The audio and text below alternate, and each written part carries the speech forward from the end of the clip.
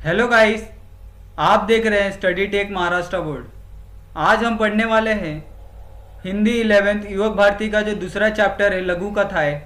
यानी छोटी सी जो कथा होती है उसे लघु कथा कहते हैं। यानी छोटे अर्थों में जिस कथा को समझा दिया जाता है उसे लघु कथा कहा जाता है। और जो उसके जो लेखिका है वो है श्रीमती संतोष श्रीवास्तव। और इनका परिचय इस प्रकार है।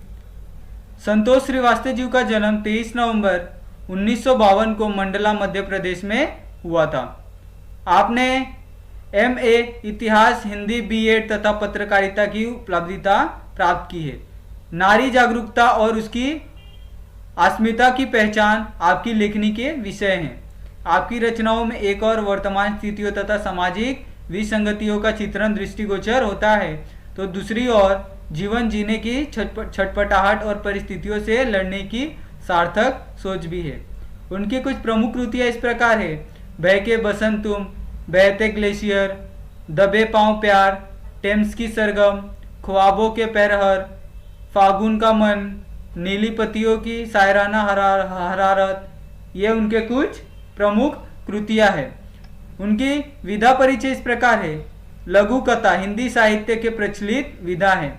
यह गद्य की ऐसी विधा है जो आकार में लघु यानी छोटी है तथा कथा के तत्व को परिपूर्ण करती है। कम शब्दों में जीवन की जो संवेदना है, पीड़ा है, आनंद है, उसको सघनता तथा गहराई से प्रस्तुत करने की क्षमता इस लघु कथा में होती है। किसी परिस्थिति का, घटना को लेखन का अपनी कल्पना का पुट देकर रचता है।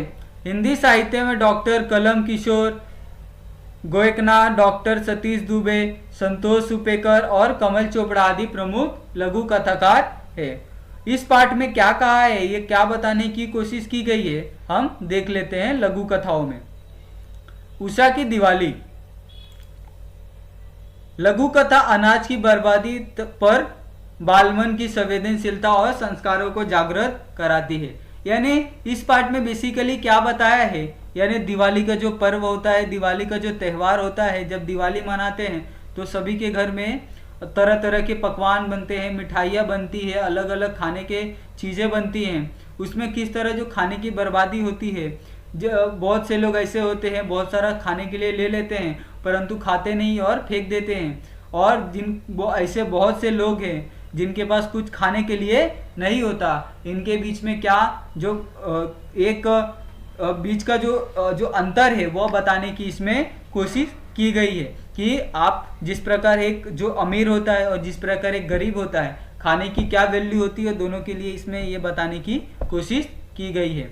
एक और थालियाँ भर भर कर जूठन फेंकने वाले लोग होते हैं, तो दूसरी ओर अनाज के एक कौर को तरसते और विभिन्न तरीकों से रोटी का जुगाड़ करते हुए दूसरे लोग होते हैं। मुस्कुराती चोट लघु कथा आर्थिक अभाव के कारण पढ़ाई न कर पाने की व्यवस्था तथा मजदूरी करने, अपनी पढ़ाई जारी रखने की अदम्य इच्छा को दर्शाता है। यह बाल मजदूरी जैसी समस्याओं को इंगित करते हुए हौसला देती, आशावाद को बढ़ाती, सकारात्मक और संवेदनशील लघु कथा है।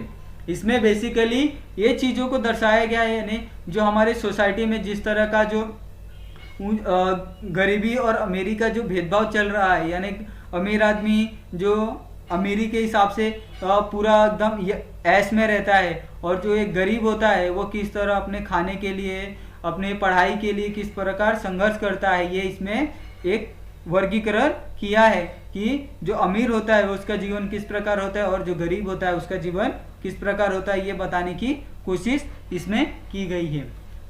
और उषा की दीपावली। दादी ने नरक चौदस के दिन आटे के दीप लगाकर मुख्य द्वार से लेकर हर कमरे की दोहरी जगमगाहट दी थी। घर पकवान की खुशबू में तरबड़त था।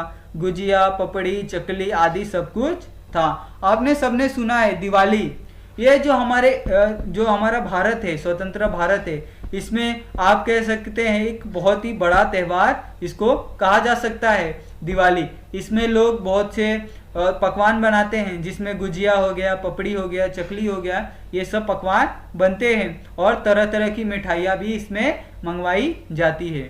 मगर 10 वर्षीय उषा को तो चॉकलेट और बंगाली मिठाइयाँ ही पसंद था। दादी कहती हैं कि तेरे लिए तेरी पसंद की मिठाई आ जाएगी। यह सब तो पड़ोसियों, नाते रिश्तेदारों, घर आए मेहमानों के लिए है। यानी जो मेहमान आते हैं उनके लिए भी अलग अलग पकवान बनाए जाते हैं दिवाली में, और बहुत से लोग अपने अपने घर पे भी पकवान बनाते हैं और लेके आते हैं। यानी जो दिवाली का त्यौहार होता है बेसिकली ये मिठाइयों का त्यौहार, रंग बिरंगी पटाखों का त्यौहार, यानी रोशनी का त्यौहार कहलाता है, जिसमें चारों ओर खुशहालियाँ दिखाई पड़ती है। आटे के दीपक कंपाउंड की मुंडेर पर जलकर सुबह तक बुझ गए थे।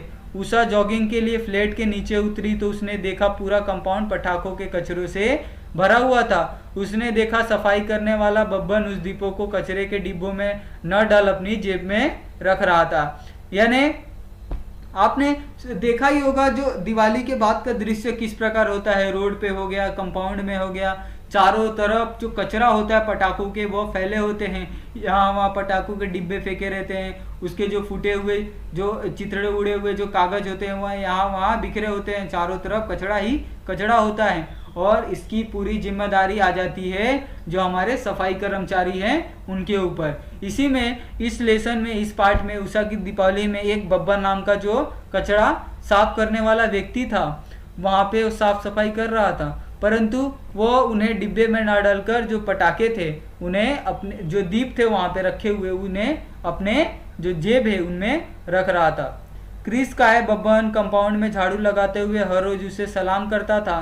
तुमने दीपक जेब में क्यों रख लिए? उषा ने पूछा।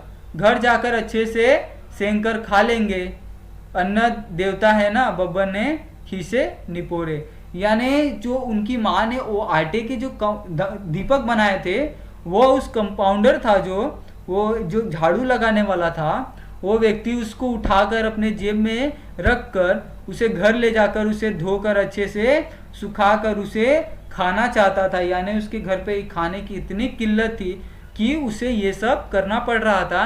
आप सोच सकते हैं ऐसे कितने सारे लोग होते हैं कि ये अलग अलग तरीकों से किस प्रकार खाने का जुगाड़ कर पाए, ये इनकी व्यवस्था होती है। इसीलिए जो हमें खाना है उसको बर्बाद नहीं करना चाहिए, और जितना हम खा सकते हैं उतना ही खाने का सेवन करना चाहिए। ये बात हमें हमेशा याद रखनी चाहिए। उषा की आंखें थी वो ये सब सुनकर विषम से भर उठी। तमाम दावतों में भरी प्लेटों से भरा जरा सा टूंगने वाले मेहमान और कचरे के डिब्बों के हवाले प्लॉटों को अंबार उसकी आंखों में सैलाब बनकर उमड़ आया। वह दौड़ती हुई घर गई, जल्दी जल्दी पकवानों से थैली भरी और दौड़ती हुई एक सांस में सीढ़ियां उतर गई। अब वह थी और बब्बन की कांपती हथेलियों पर पकवान की थैली। यानी जो उषा थी वो इतनी सब बातें सुनकर बहुत ही एकदम अंदर से बहुत ही एकदम चौंक गई थी कि क्या होता है। ऐसे लोग भी हैं जो जिनके पास खाने के लिए कुछ नहीं है, और एक हम लोग हैं, हमारे मेहमान हैं जो आते हैं और कितने सारे खाने को वेस्ट करते हैं, ऐसे ही डब्बे में डाल देते हैं। ये सोचकर वो बहुत ही आश्चर्यचकित हो गई। फिर वो घर में दौड़ती दौड़ती गई। उसने जल्दी से कुछ जो पकवान बने हुए थे उसमें उसने वो थैली में भरे कुछ मिठाइयाँ ली और ले जाकर जो बब्बन था, जो झाड़ू वाला था, उसे सब दे दिया।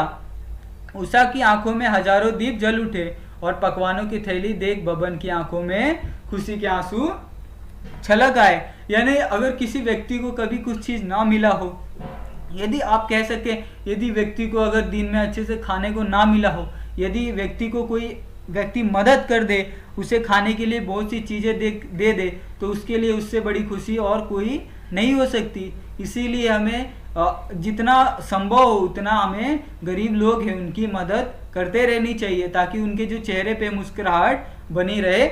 ऐसा सेम उषा ने ही दिवाली पे अपने जो झाड़ू वाला था उसके साथ किया था।